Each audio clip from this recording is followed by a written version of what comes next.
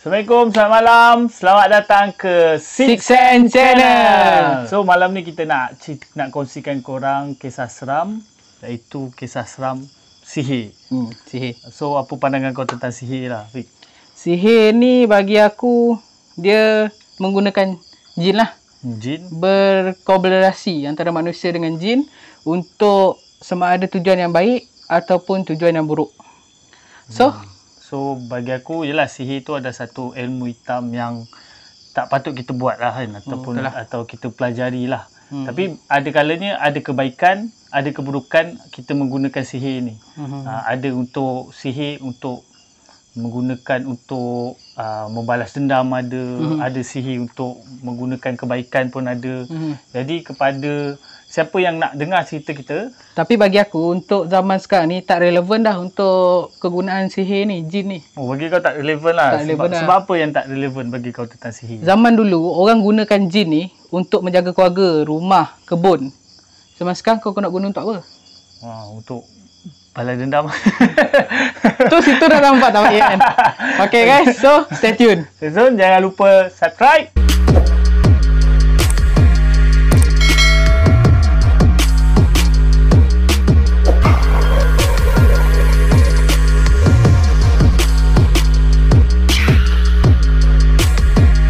Okay guys, malam ni aku nak kongsikan korang tentang kisah seram aku mengenai sihir. Jadi cerita dia bermula sepasang suami isteri ni, dia sebelum berkahwin tak ada masalah lah dalam hubungan apa semua kan. Okey je, gaduh-gaduh manja lah apa semua kan. Rasalah tu kan. Lepas tu bila dia dah berkahwin, macam-macam lah berlaku kan dalam rumah tangga kan. Bergaduh lah, bermasam muka, selisih faham. Tu bagi suami dia tu biasa-biasa je lah kan. Mungkin dalam biasalah permulaan perkahwinan apa semua kan. Tapi perkahwinan dia orang dah berlangsung dalam hampir 3 tahun jugalah hubungan dia orang ni. Tapi still masih belum ada zuriat lagi lah. Tapi suami dia pun fikir mungkin belum rezeki ya. Kita pun bersangka baik saja kan. Mungkin tak ada rezeki lagi. And then dia pada tahun lepas dia dah 3 tahun berkahwin tu, dia pindah ke rumah baru lah kan. Dia pindah ke rumah baru. Sewaktu pindah ke rumah baru tu, dalam beberapa bulan okey lah, tak ada apa-apa berlaku kejadian pelik ke apa kan. And then satu malam tu, mungkin malam Jumaat lah time tu kan. Kejadian waktu malam Jumaat tu, suami dia tu secara tiba-tiba dia macam terangkat lah. Dia kena angkat sebuah something subject lah kan. Tapi dia tak nampak. Tapi dia terangkat tu memang seram lah kan. Dia terangkat kaki dia ke atas, kepala dia kat bawah. Lepas tu memang dia terkejut lah kan. Dia terjaga daripada tidur. And then dia cuba baca-baca lah kan. Baca-baca, tiba dalam beberapa minit dia jatuh daripada katil. And then dia pelik lah kan. Pelik lah kenapa kan. Dia pun macam risau apa semua. Dia sambung lah tidur kan. Aku pun tak tahu, dia cakap dia terus sambung tidur lah kan. Lepas dia sambung tidur, esoknya pula berlaku lagi kejadian pelik. Waktu dia suami dan isteri tengah tidur, tiba-tiba suami dia macam kena usik lah oleh isteri dia kan. Macam dia tengah macam cakap-cakap macam tu kan. Lepas tu suami dia pun mungkin biasalah isteri nak gurau-gurau ke apa kan. Tiba dia terdengar bunyi mendengus. Dia pun pelik lah kan, siapa bunyi-bunyi tu kan. Lepas tu dia pandang, rupa-rupanya isteri dia tengah pandang dia sambil mencangkung. Dia pandang isteri dia sambil mencangkung dengan bunyi menderam. Memang dia terkejut lah. Dia pun terkejut, dan dia keluar daripada bilik tu lah. Tiba bini dia kejar dia. Bini dia kejar dia sampai ke ruang tamu. And then dia dah waktu tu kejadian dalam pukul 9-10 macam tu kan. Dia pun terus keluar daripada rumah. Dia lompat pagar. Dia terus telefon bapa mentua dia. Lepas tu bapa mentua dia pun telefon ustaz dekat situ lah. Tifa ustaz dekat situ. Waktu dalam setengah jam macam tu, kawan aku duduk agak luar rumah kan, sebab bini dia dah tak tentu arah kan, tiba-tiba kan kejar dia tu macam menekam lah. Dia macam ni merangkak. Memang kawan aku cakap, gila lah kan, dia dah takut gila. Lepas dah setengah jam lepas tu, Ustaz datang, dia pun cuba ubat lah isteri tu kan. Dia cuba ubat isteri dia. And then dia cakap, siapa kau? And kenapa kau datang sini? Lepas tu, jin tu pun cakap lah dengan suara yang kasar lah kan. Dia cakap, aku dah lama duduk dekat rumah ni. Aku nak kau keluar. Dia cakap dia nak keluar. Lepas tu, aku nak suami kau keluar, isteri kau tinggal dekat rumah ni. Ustaz tu pelik lah. Kenapa pula nak isteri dia tinggal dekat rumah tu? Kan? Kenapa tak suruh keluar je sekali dua-dua kan? Kalau kau itu tuan rumah ke rumah tu kan? Lepas tu, Ustaz tu pun paksa dia cakap, rupa-rupanya dia bukan jin yang tinggal dekat situ, tapi ada orang yang hantar dia. Rupa-rupanya kisahnya adalah sebelum isteri dia berkahwin dengan suami dia, ada seorang lelaki sukakan dia. Sukakan dia. Dia hantarlah benda ni untuk musnahkan hubungan rumah tangga dia orang. Jadi mungkin kemungkinan lah ada yang ustaz, ada kawan-kawan dia, saudara mara kata mungkin dia tak ada zuriat selama 3 tahun dia berkahwin tu, mungkin dia dikunci rahim dia kan, dikunci, sebab tu lambat sampai zuriat. Lepas tu selalu bergaduh, kemungkinan dekat situ. Dan ustaz tu pun cakap rupa-rupanya orang tu hantar. And then ustaz tu ubat. Sejak kejadian tu kawan aku 3 bulan lah tak tidur sekali. Dia kata lah kan, dia 3 bulan tak tidur. Dia orang masing-masing balik rumah, mak dia orang masing-masing, dia orang tak tidur sekali lah, sebab takut kejadian tu kan. Takut kejadian tu sebab waktu dia menekam tu memang menakutkan lah. And then ustaz tu sebelum dia orang keluar tu, ustaz tu pun cakap pasang pagar. Dia pasanglah pagar kan, bagi elak benda tu. Dan kawan aku pun cakap, ustaz kenapa tak balas balik kat orang tu? And ustaz tu pun cakap, kalau kita balas dekat dia, seperti kita pun sama seperti dia.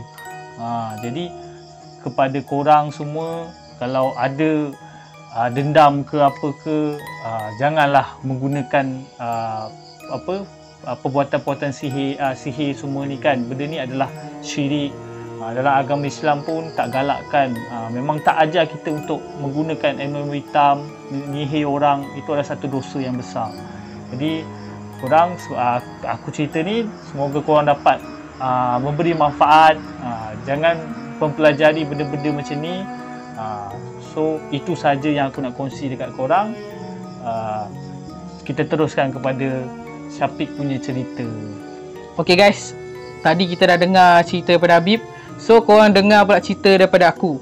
So kisah ni aku ambil dekat petikan internet lah. Aku ambil kat internet sebab tak ada cerita sihir ni, tapi ada sikit daripada cerita keluarga aku. Tapi aku akan ceritakan juga. Okay, so cerita yang pertama ni aku nak ceritakan pasal sebuah family juga, keluarga. Tapi macam kau tadi disihir oleh orang lain kan. So yang dekat sini aku nak ceritakan sepasang suami isteri ni disihir oleh pembantu rumah dia sendiri. Pembantu rumah sendiri. Okay, so cerita dia macam ni. Sepasang suami isteri ni ialah bila kita berkemampuan, lepas tu masing-masing sibuk. Jadi kat rumah takkan ada orang yang nak diuruskan kan. So banyak kerja yang lain kena buat kan. So apabila diorang rasa susah sebab yalah nak masak, nak kemas rumah, semua tak boleh kan, busy. So suami isteri ni berbincang untuk ambil pembantu rumah daripada Indonesia. Indonesia lah. Apabila diorang ambil, seperti biasa macam pembantu rumah lain, okey je. Orang kata apa? Dia punya kerja lancar je. Tapi dia ambil bukan satu, dia ambil 2 sekali. Dua sekali. Kaya juga lah orang ni. Memang kaya lah. Sebab dia ambil mak dengan anak dia. Dua perempuan lah. Untuk uruskan kerja rumah, masak dan sebagainya. Apabila beberapa bulan, diorang rasa rumah tu panas. Tak sedap duduk. Padahal orang kata kalau kita dah ada dengan kemewahan, mesti kita akan rasa selesa.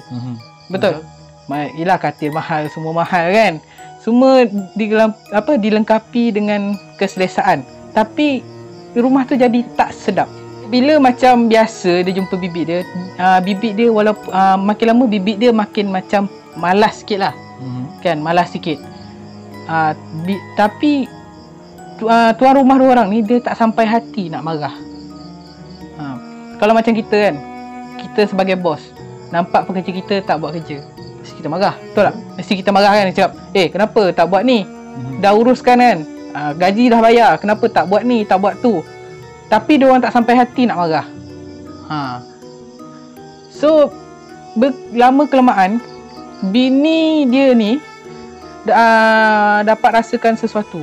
Contohnya macam bila malam dia nak pergi minum air, dia nampak macam ada kelebat hitam lalu. Macam, okay, so kalau korang bayang pintu rumah. Okay, so pintu rumah. So dia macam, macam tu. Tembus ke pintu rumah tu Bukan, lah. dia macam lalu antara pintu ke pintu kan. Dia lalu macam ni.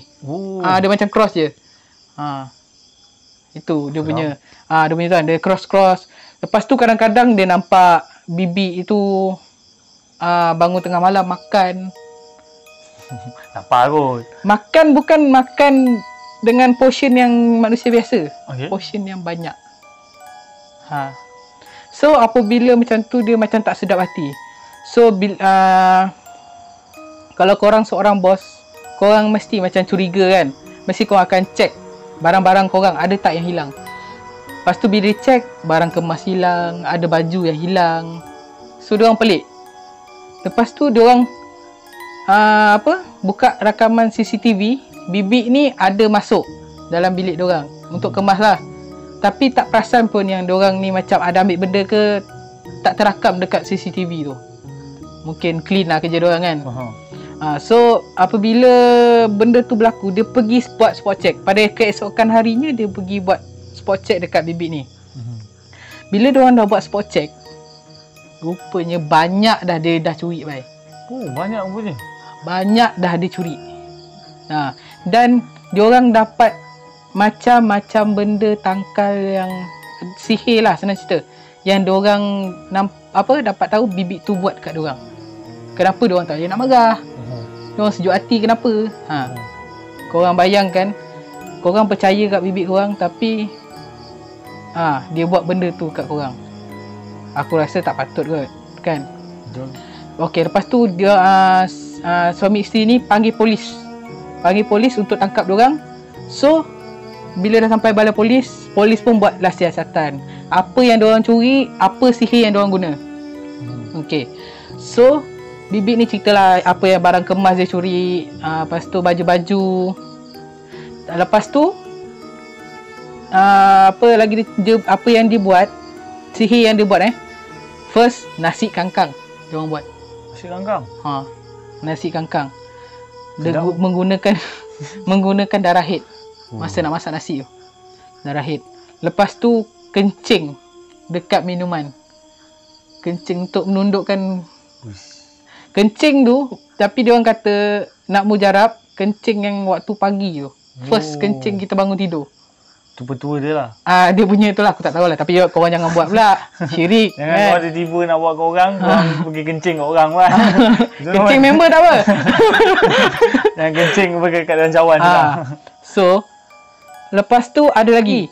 Diorang gunakan telur ayam untuk buatkan rumah tu jadi panas. So, menyihir rumah tu. Dia simpan telur tu dekat mana tu? Dia simpan telur. Okey, telur tu dia simpan dekat dalam bilik dia lah. Tapi telur tu mesti ditukar setiap bulan. Setiap bulan purnama dia kena tukar telur tu. Mungkin makanan benda tu lah kot. Untuk benda tu untuk makan lah kat situ kan. Okey, so setelah tu suami isteri ni pulang balik ke ejen. So hantar pulang kan. Tapi sihir ni makin lama makin menjadi selepas diorang dah tak ada. Makin teruk. Makin banyak lagi berlaku dekat rumah tu lah. Sebab suami isteri dah bergaduh pula kan. Rumah tu memang sentiasa tak selesa, panas. Lepas tu diorang panggil lah seorang ustaz untuk tengokkan rumah diorang. Apabila ustaz tu datang, ustaz tu cakap, belum masuk lagi ustaz tu. Dia cakap, rumah korang ni panas ni. So, bila ustaz tu masuk, orang kata apa? Ustaz tu kan lebih tahu kan. So, ustaz tu lagi selongkar lagi dalam bilik tu. Yang bilik yang dah tinggalkan tu, selongkarkan lagi. Jumpa rambut tuan rumah yang korang sikat-sikat tu kan. Buang-buang tepi sampah kan. Tu, si rambut, gambar yang telah dipotong-potong. Korang bayangkan. Sanggupnya orang yang kita cuba tolong kan, bagi diorang gaji, sanggup tergamak bagi kita macam tu. So, apa yang aku nak sampai kat korang, hati-hatilah memilih. Kalau korang berkemampuan tak ambil bibik, pilihlah elok-elok. Pastikan dia ada agama dia, kan. So, tak semuanya lah kan, kita kata tak semualah bibik-bibik yang bekerja dekat sini yang menggunakan macam tu. Tapi adalah yang menggunakan untuk kepentingan masing-masing kan. Dekat sini aku ceritakan bukan aku nak resis kepada orang bukan Malaysia. Sebab kat Malaysia pun belum tentu baik, dekat Indonesia pun belum tentu jahat. So, apa yang aku nak sampaikan, cubalah nilai orang tu betul-betul dulu sebelum nak bawa masuk ke dalam rumah kita kan. So kat situlah. So aku ada satu petua yang arwah atuk aku pernah ajar kat aku, bila korang pergi minum dekat kedai. Okay. Ada certain kedai, ada orang dengki dia hantar santau. Ya, betul. Betul kan? Walaupun bukan tuan kedai tu yang pakai santau. Tapi orang kata apa? Orang lain yang hantar. Andai kata korang tak bernasib baik, korang boleh terkena lah. Okay, so petua dia, kalau korang order air panas kan, tak kisahlah teh ke apa ke panas, korang mula-mula baca bismillah, lepas tu usik bawah cawan tu. Kalau sejuk, sejuk itu maksudnya ada masak air. Bukan, kau takkanlah berasap. Kalau sejuk bawah, atas panas, bawah sejuk, tu tanda-tanda ada santau. Dan satu lagi, korang tengok ke dalam air cawan tu, ada tak muka korang dalam tu. Kalau ada, itu tak ada santau. Kalau yang tak ada muka korang tu, kalau ada muka tak ada santau. Tak ada santau. Kalau muka kita tak ada dalam air tu, macam biasa je kan, kita tengok macam keliling kita kan, tapi tak ada muka kita, tak ada. So jangan korang minum, buang air tu. Sebab arwah atuk aku dulu daripada Felda, dia penuh ke Felda. Dia nak pergi ke tempat aku pernah ceritakan dekat episod yang lepas. Aku duduk dekat Felda Pasar 2. So dia singgah kat satu kedai dekat Batu Kikir. So dia buat benda tu. Okay, dia buat benda tu, dia rasa tak ada. Dia tengok tu tak ada. Dia ada baca satu ayat ni, tapi atuk aku tak ajar ayat tu. Ayat tu, cawan yang dia pegang tu retak meletup. Lepas tu dia terus maki tuan kedai tu. Maksudnya orang kedai tu ada dia tak tahu, tak mungkin sebab dah marah kan. Apa kau nak hantar benda macam ni kan? Benda tu kau kena praktikkan. So aku harap apa cerita kita orang dua orang ni bermanfaat untuk korang, manfaat untuk semua. So korang praktikkan lah apa yang aku cakap tu. Petua tu memang betul boleh guna. Okay, seperti biasa, jangan lupa subscribe, like and share. Dan jangan lupa tekan button loceng untuk korang dapat update video-video kita yang terbaru. Dan kalau benda ni bermanfaat untuk korang, tolonglah share kat kawan-kawan kan. Ilmu itu adalah satu, orang kata, amalan pahala berterusan. Okey, terima kasih semua. Assalamualaikum warahmatullahi wabarakatuh. Bye bye.